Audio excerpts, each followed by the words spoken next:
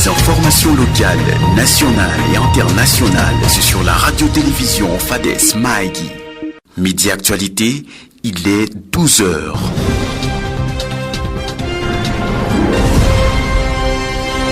Samuel Munguromo Atido.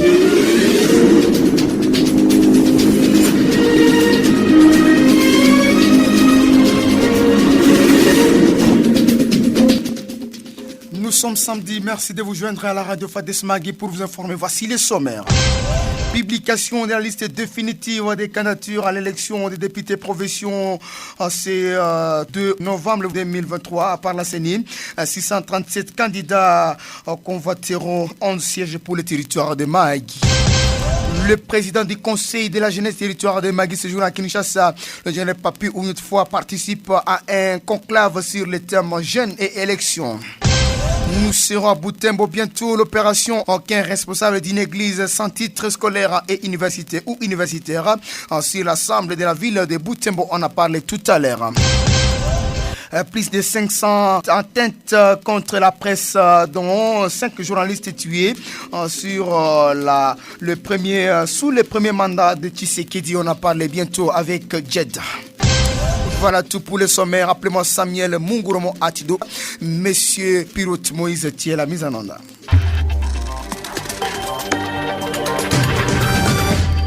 Bonjour, nous démarrons à la page de la jeunesse. Le président du conseil de la jeunesse territoire de Mahagi ce jour à Kinshasa, le général Papi, une fois participe à un conclave sur les thèmes jeunes et élections. Il appelle la jeunesse du territoire de Mahagi à saisir cette opportunité à voter utile. On l'écoute. Nous sommes invités à Kinshasa par le Conseil national de la jeunesse dans un conclave qui a réuni toutes les 26 provinces. Le conclave a duré 3 jours, du lundi au mercredi. Les leaders des jeunes de la RDC se sont réunis pour réfléchir autour du thème jeunesse et élections. C'est le thème clé qui a motivé le Conseil national de réunir la jeunesse, tout juste dans le but de sensibiliser pour la participativité de la jeunesse. Quand on parle de participativité, parce que la jeunesse ne doit pas toujours continuer à pleurnicher, mais surtout elle doit s'engager par toutes les voies de s'intégrer dans la gestion des choses publiques. Ingénieur Papi, une fois annonce une restitution aux jeunes dans son retour. La jeunesse actuelle doit être une jeunesse voyante, parce que on doit motiver, profiter de notre force, profiter de cette opportunité pour qu'on s'intègre, et puis presque dans tous les domaines. C'était presque ça le message clé. Et puis peut-être dès qu'on sera à Mahagi, on va essayer de réunir les jeunes pour en parler autour de ces sujets, parce que c'est capital, surtout pendant cette période de l'élection. Ingénieur Papi, une fois, il est le président du conseil territorial de la jeunesse en territoire de Mahagi. Nous parlons élection, publication de la liste définitive des candidatures à l'élection des députés provinciaux en CD novembre 2023 par la CENI. 637 candidats convoiteront les 11 sièges pour le territoire de Mahagi.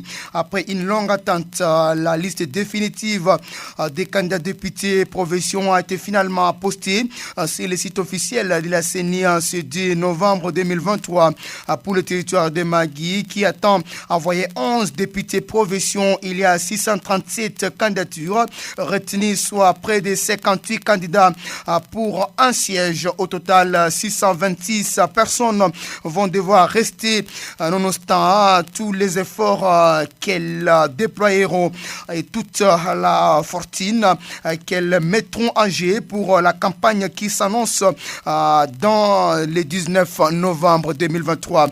Un dossier que nous allons décrypter avec Eliezer Pitoua.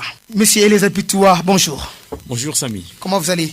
Très bien. D'entrée de jeu, combien sont publiés? Il y a 637 candidats qui sont publiés, dont la liste a été retenue, comme vous venez de le dire, pour la députation provinciale, pour la circonscription électorale de Mahagi. Alors, Eliezer Pitoua, fragmentation des votes. Oui, certainement, ça va poser un sérieux problème puisque déjà, lorsque vous avez un grand nombre de candidats, dans ces cas, 6 à 37, les votes des électeurs peuvent être répartis entre de nombreux candidats, ce qui va rendre difficile l'élection des représentants qui recueillent déjà un large soutien populaire. Parce qu'il y a des gens qui sont déjà dans des bonnes positions, d'autres sont moins connus, d'autres sont plus connus, d'où cette fragmentation des votes peut aboutir à une représentation moins précise des intérêts de la circonscription, car les candidats élus ne refléteront peut-être pas fidèlement la diversité des opinions au sein de la communauté. On vote des projets, on vote ce que veut ces députés pour l'intérêt des populaires.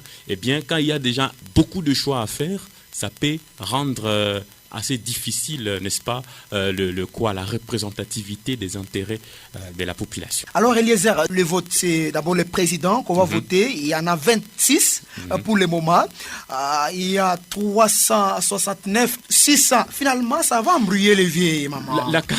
La carte est tellement compliquée sur le plan national. Parce qu'il faut prendre 3 numéros au même moment. Imaginez-vous, nous sommes dans un pays où il y a encore un sérieux problème à faire. Il faut déjà penser à balayer un peu le monde politique de notre pays. Nous avons plus de 900 partis politiques, ça vous le connaissez. Plus de 900 partis politiques et chaque parti politique a un intérêt. Même s'il y a eu des regroupements, mais des regroupements qui n'ont pas, on n'a pas encore eu un système de verrouillage des candidatures. À ce niveau, il y a possibilité de fraude électorale. Certainement, parce que déjà, il y a un pléthore au niveau des candidats. À partir de là, mais on cherchait juste un candidat président. Mais il y a combien? 26 pour le moment. Alors le problème. Donc, gérer un grand nombre de candidats peut augmenter les risques de fraude électorale. Pour la CENI même. La CENI peut se piéger par là. Donc, il peut être difficile de surveiller et de contrôler efficacement un grand nombre de bulletins de vote. Même si on dit qu'il y aura ces sémis électroniques, bien sûr, on va tenir compte du fichier électronique, mais aussi des bulletins de vote. Ce qui peut ouvrir la porte à la pratique des fraudes. On a vu. Une question bonus avant de finir, Eliezer Pitois. Vous avez vu la liste. Quels sont les candidats potentiels pour le territoire de Magui?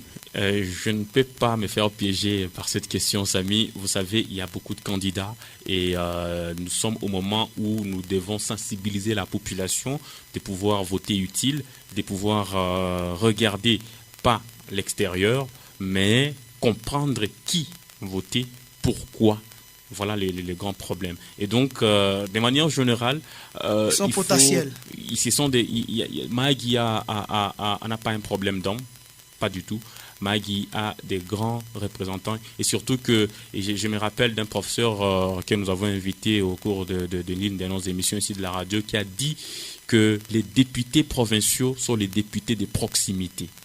Et donc, on a besoin de députés qui vont réellement être là pour la population, par la population et avec la population. Un dernier message, Siana. Donc, de tout ce qu'on venait de dire, on pourra suggérer qu'il y ait vraiment une vraie réforme du système électoral de notre pays pour, n'est-ce pas, essayer de peut-être introduire les idées des quotas, tout ça, essayer de restreindre un peu, de verrouiller un peu le nombre de candidatures, essayer un peu de rendre un peu difficile l'accès n'est-ce pas, à la députation aussi bien provinciale que nationale, mais peut-être aussi banaliser ça, parce que vous savez, Kabound, même si aujourd'hui on ne parlait pas trop de lui, il a dit dernièrement, avant même qu'il puisse, n'est-ce pas, être plongé dans tout ce qu'on connaît aujourd'hui, qu'il va falloir qu'on essaye un peu de réduire les trains de vie de l'État, et qu'on essaye un peu de banaliser le rôle du député, parce que quand on devient député aujourd'hui, c'est comme si on était au ciel. Mais si on rabaissait un peu le député et qu'on voit député, enseignant, policier, comme si c'était du kiff, bon, ça pourrait un peu faire en sorte qu'il n'y ait pas trop de drainage vers ces fonctions politiques. Certainement, on l'a suivi tout à l'heure. Merci. Alors, Eliezer, merci beaucoup, Eliezer Pitois, pour votre analyse aussi, ces décryptages par rapport à la publication des listes au niveau de la députation provinciale. Je vous en prie, Samy. Merci Eliezer pour ces dossiers décryptage sur la RTFM. Nous nous rendons d'autres parties du territoire national. Bientôt l'opération Aucun responsable d'une église sans titre scolaire ou universitaire. C'est l'Assemblée de la ville de Butembo. Nous sommes dans la province du Nord qui voulait incessamment de ceci est prévu dans les brefs délais messages lancés par le maire de la ville de Butembo à l'issue de la grande rencontre tenue ce vendredi 3 novembre. Le commissaire supérieur principal Moateli Roger demande un recensement urgent dans l'objectif d'avoir les documents de toutes les églises pour éviter tout incident comme vécu à Goma. Une église étant d'abord une association doit se conformer à la loi et c'est la loi 004. C'est-à-dire il doit avoir les statuts, les règlements d'ordre intérieur, notariés, les PV de l'Assemblée constitutive, l'autorisation provinciale de fonctionnement ainsi que la personnalité juridique. Comme nous venons de communiquer et nous venons de sensibiliser selon les recommandations des autorités, nous allons faire rapport à la province et attendre maintenant la commission et l'équipe qui viendra de la province composée de l'équipe de la mairie pour faire ces recensements. Les communiqués de chef de division provinciale de la justice en son dernier paragraphe, il dit ceci: celui qui ne se conformera pas à cette recommandation, il subira la rigueur de la loi. Vous n'allez pas vous improviser médecin pendant que vous avez fait la section bois. Vous avez fait la section, je ne sais pas, maçonnerie, et vous n'allez pas prendre les bistouris. C'est pourquoi nous faisons appel à la conscience de tout un chacun de nous pour que nous puissions nous conformer tout simplement, puisque l'État veut mettre de l'ordre dans ce domaine-là. Il y a eu des petits couacs que nous connaissons. Ça a créé une insécurité en ville de Goma. Ça, nous le savons. Mais aidons-nous mutuellement. Celui qui a de petites difficultés, des services sont là. Venez les approcher pour que vous puissiez vous y conformer. La chefferie de Ndolomo, territoire de Dungu, province de Haut-Uélé, est confrontée à une double difficulté, notamment les conflits des familles régnantes et le phénomène Mbororo. Il faut que le gouvernement intervienne rapidement pour ne pas perturber le processus électoral. C'est l'appel de l'administrateur de Dungu, Marcel Amboulé. Il a fait savoir ce vendredi 3 novembre, suivi ici au micro de Alé, notre confrère dans la région. Il y a le phénomène Mbororo, ensuite les conflits de pouvoir coutumier qui a élu domicile la chefferie Ndolong. Les Mbororo, ils repartent et ils reviennent, c'est toujours ce mouvement-là de va-et-vient. Nous continuons à exercer une pression sur eux pour qu'ils puissent dégager notre territoire. Quant à ce qui concerne la chefferie Ndolomo, il y a le conflit de pouvoir coutumier qui a élu domicile depuis de longues dates.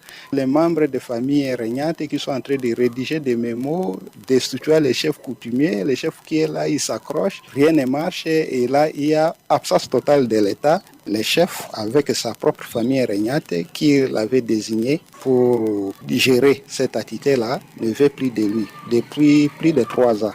Et vous, en tant que l'autorité territoriale, qu'est-ce que vous préconisez comme mesure pour mettre fin à ça? Nous attendons la réaction de la hiérarchie. Il y a absence de l'État, c'est ce que nous sommes en train de décrier.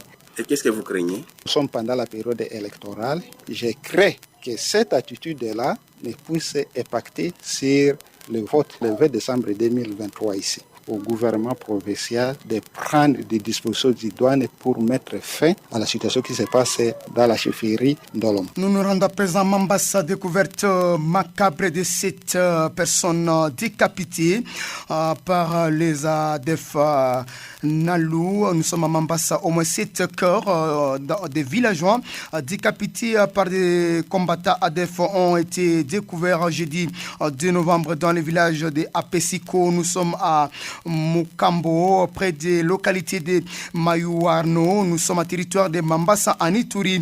Selon les témoignages, les victimes sont des agriculteurs qui étaient à pleine activité dans leurs champs.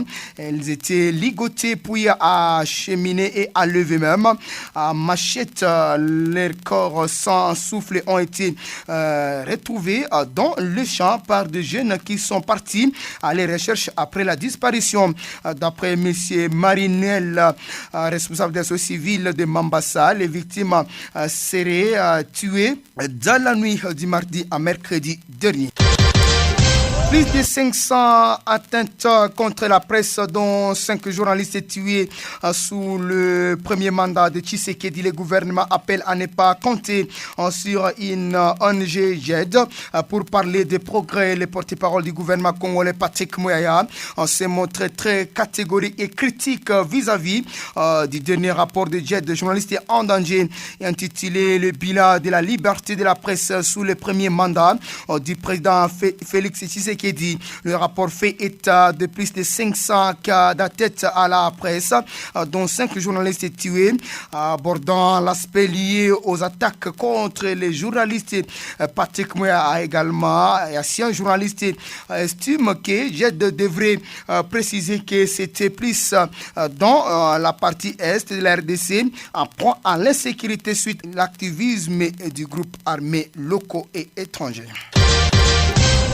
Luanda, un sommet de la SADC sur le déploiement de sa force militaire en République démocratique Congo. La capitale angolaise va abriter ce samedi 4 novembre le sommet de chefs d'État de la communauté de développement de l'Afrique australe, SADC. La rencontre vise à avancer sur le déploiement de la force militaire attendue prochainement en RDC et qui est en discussion depuis le 8 mai dernier. Le déploiement des troupes de la SADC en RDC ne sera qu'une question de semaines. Selon plusieurs sources officielles, ces derniers ajoutent que 3 pays de la région se sont annoncés comme contributeurs des troupes: l'Afrique du Sud, le Malawi et la Tanzanie. Le sommet de ce samedi doit permettre de fixer les dernières modalités après plusieurs rencontres au niveau des chefs d'état-major et des ministres pendant cet temps, alors que EAC ne fait rien dans la partie est de la RDC. Besoin d'informations de qualité, besoin de plaisir, besoin de détente et toute autre bonne chose, retrouvez la radio-télévision Fades Mahagi. Eh bien, c'est ce qui met un point final à ce radio journal. Appelez-moi Samuel Mongoromo Atido. J'étais avec monsieur Moïse Pirot. Merci à toute l'équipe rédactionnelle qui m'a véritablement accompagné. Voici le rappel des titres.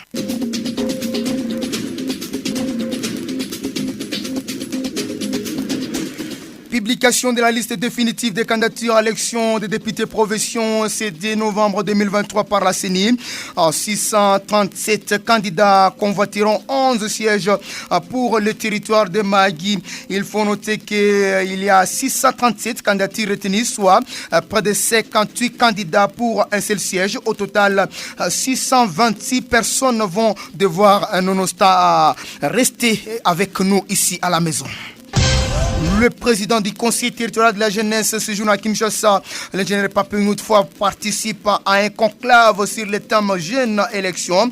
Il appelle les jeunes du territoire de Mahagi à saisir cette opportunité à voter utile. Un sommet de la SADC sur le déploiement de sa force militaire. Notons que déjà 3 pays sont prêts, l'Afrique du Sud, le Malawi, la Tanzanie. Pendant ce temps, EAC ne fait rien dans la partie est de la RDC. On se retrouve prochainement avec une nouvelle édition. D'ici là, portez-vous bien.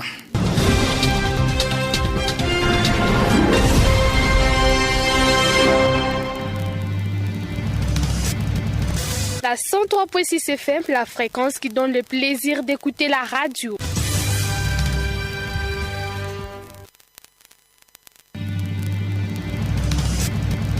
La 103.6 FM, la fréquence qui donne le plaisir d'écouter la radio.